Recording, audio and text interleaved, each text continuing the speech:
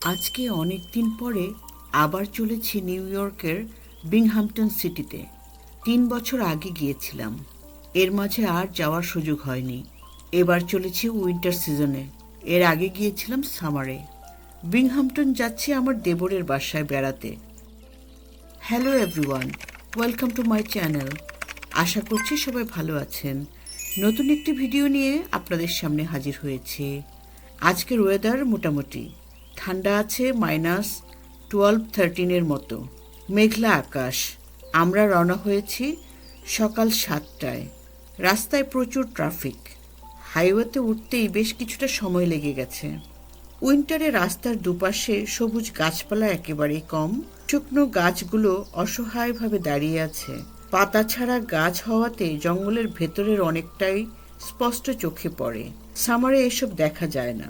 আমরা কুইবেক থেকে অন্টারিওতে ঢুকলাম। এখান থেকে অন্টারিও শুরু। সকালে না খেয়ে বের হয়েছি। এখন এই অন্টারিওতে এসে নাস্তা করে নেব। টিম হর্টন খুঁজছি, পেয়ে গেছি। এখন কিছুটা ব্রেক নেব। 10টা বেজে গেছে। আমরা কফি এবং বেগল নিয়েছি। বেগলের ভেতরে আছে ক্রিম চিজ। এই দুটোর কম্বিনেশন জাস্ট ওয়াও। মুহূর্তেই ক্লান্তি দূর। টিম হর্টন কানাডার একটি নামকরা কফি শপ। এদের কফি আমার কাছে মনে হয় বিশ্ববিখ্যাত। এত ভালো কফি আর কোথাও খেয়েছি বলে মনে হয় না। আমরা অন্টারিওর 1000 আইল্যান্ডের সাথে আমেরিকার যে বর্ডার আছে সেটা দিয়ে আমেরিকাতে ঢুকবো ইনশাল্লাহ। ফ্রেশ হয়ে আমরা আবার রওনা হয়েছি।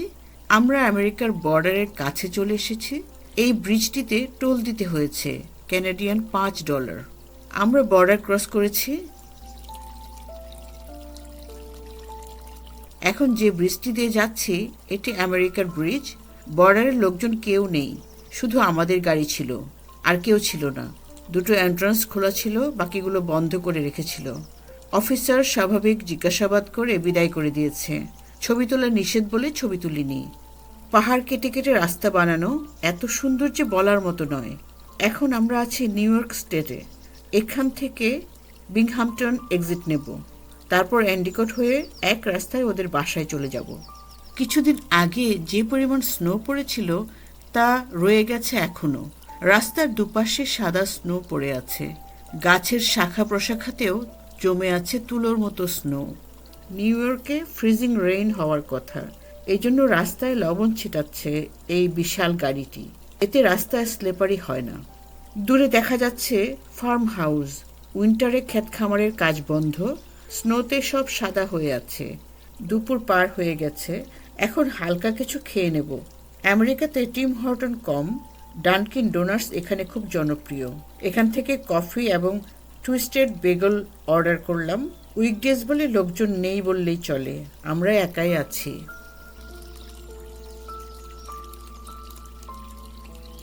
এই খাবারগুলো দেখতে যতটা সুন্দর, আসলে খেতে তেমন মজা না। কফিটাও ভালো না। 10-এ 3 দেওয়ার মতো। টিম হর্টনের কাছে পাত্তা পাবে না যদি কম্পেয়ার করি। তবুও খেয়ে নিলাম। একটু হাত পা টান টান করে নিলাম, ফ্রেশ হয়ে নিলাম। এরপর আর থামাথামি নাই, একেবারে বাসায় গিয়ে থামবো। আবার অনেকক্ষণ বসে থাকার প্রস্তুতি নিচ্ছি।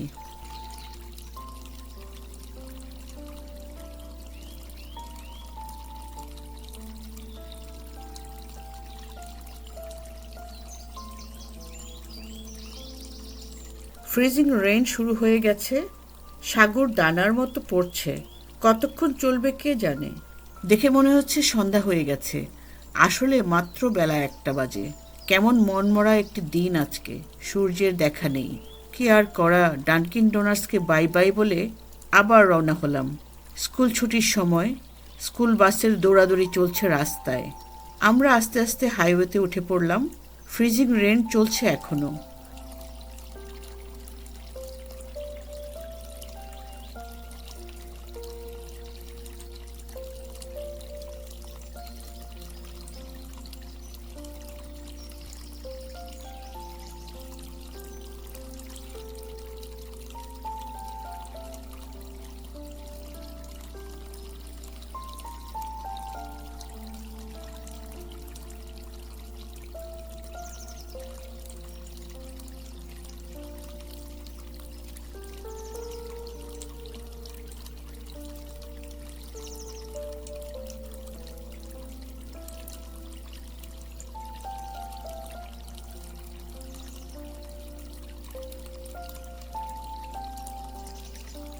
দূরের পাহাড়টা কত সুন্দর লাগছে দেখুন।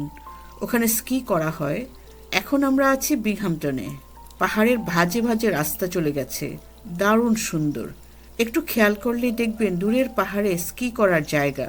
কেবল কার দিয়ে পাহাড়ের চূড়ায় চলে যায়, সেখান থেকে স্কি করে। আমরা বাসার কাছাকাছি এসে পড়েছি। রাস্তার পাশের দৃশ্য দেখতে দেখতে চলেছি আমরা। সামার আর উইন্টারে আকাশ পাতাল পার্থক্যগুলো চোখে পড়ছে।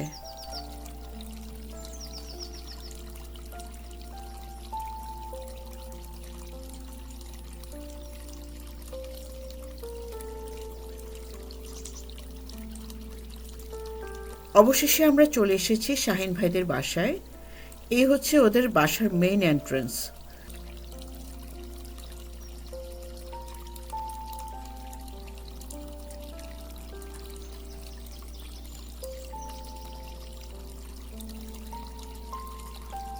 নিচতলা এবং উপরতলা নিয়ে ওদের বাড়ি। সুন্দর পরিপাটি করে সাজানো গোছানো বাসা। গাছ গাছালিতে চমৎকার করে সাজিয়েছে বাসাটি। সারাদিন জার্নি করে আমরা কিছুটা ক্লান্ত। বিকাল 4:30টায় আমরা এসে পৌঁছেছি। ফ্রেশ হয়ে নামাজ কালাম শেষ করেছি। শিখা শাহিন ভাইয়ের সাথে জমিয়ে আড্ডা দিচ্ছি আমরা।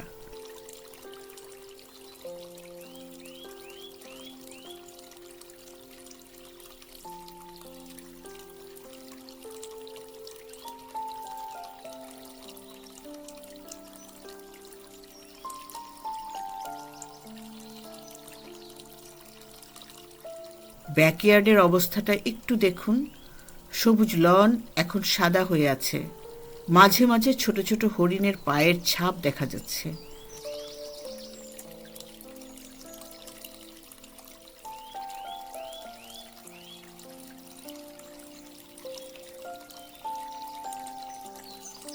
শিখার বাগান আপাতত স্নো না শেষ হওয়া পর্যন্ত স্থগিত আছে। এখন আমরা ডিনার করব। শিখা বিশাল আয়োজন করেছে, আর শিখার রান্নার হাত দুর্দান্ত। খুব তৃপ্তি করে খেলাম। ওদের বেডরুমটা এখন আমাদের দখলে।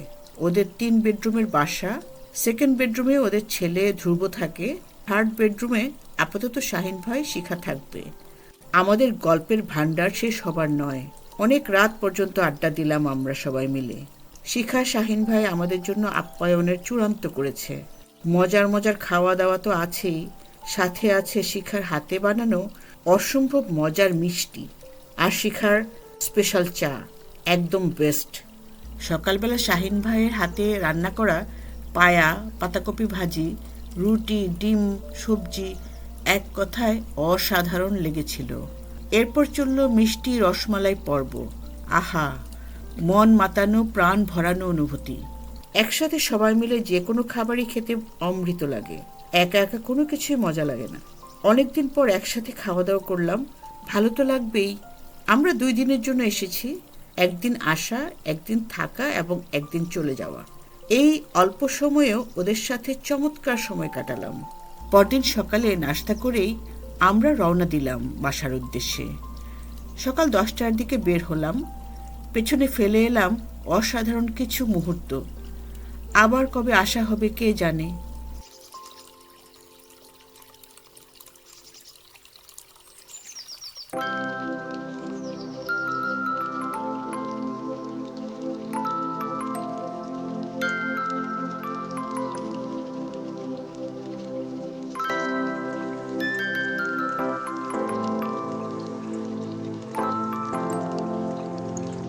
জীবনের একঘেয়েমি কাটাতে মাঝে মাঝে কোথাও বেড়াতে যাওয়া খুব জরুরি। একঘেয়েমি জীবনে মন ক্লান্ত হয়ে যায়। সেটা দূর করতে কোথাও গিয়ে বেরিয়ে আসলে আবার মন সতেজ হয়। আমাদেরও তাই হয়েছে। প্রায় 6-7 ঘন্টার জার্নি, তবুও ভালো লাগলো। দেখতে দেখতে সময় চলে গেল। আমেরিকার ওয়েদার আজকেও মেঘলা হয়ে আছে। হালকা স্নো পড়ার কথা।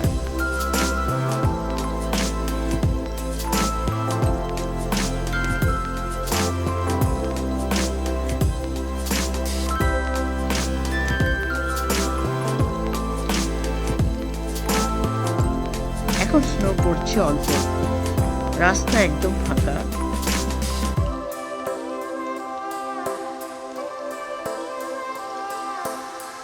আমরা এগিয়ে চলেছি। এখানেও লবণের গাড়ি রাস্তায় লবণ দিচ্ছে। আমরা যতই কানাডার দিকে যাচ্ছি, আকাশ ততই পরিষ্কার হয়ে যাচ্ছে। আমরা বর্ডার ক্রস করব এখন। এই ব্রিজের পরেই আমেরিকা কানাডার বর্ডার। এখানে আকাশ পরিষ্কার হয়ে সূর্য উঠেছে। দুপুর গড়িয়ে গেছে। এই ব্রিজের জন্য টোল দেওয়া হলো আবারও।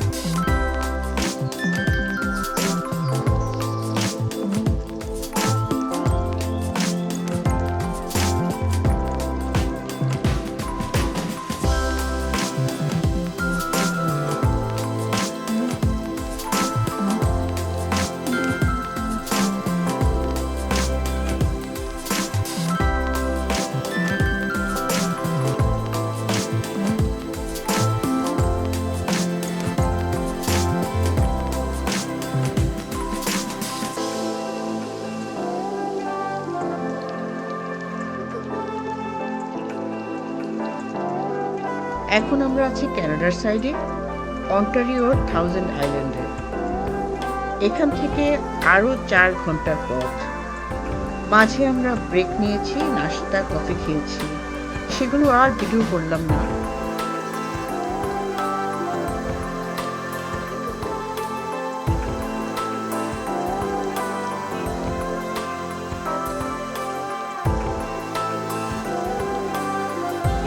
আমার ভিডিও আপনাদের কাছে কেমন লেগেছে কমেন্ট করে জানাবেন।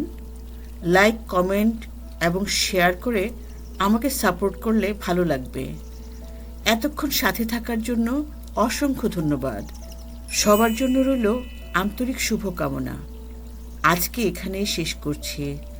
ভালো থাকবেন, সুস্থ থাকবেন। বাই।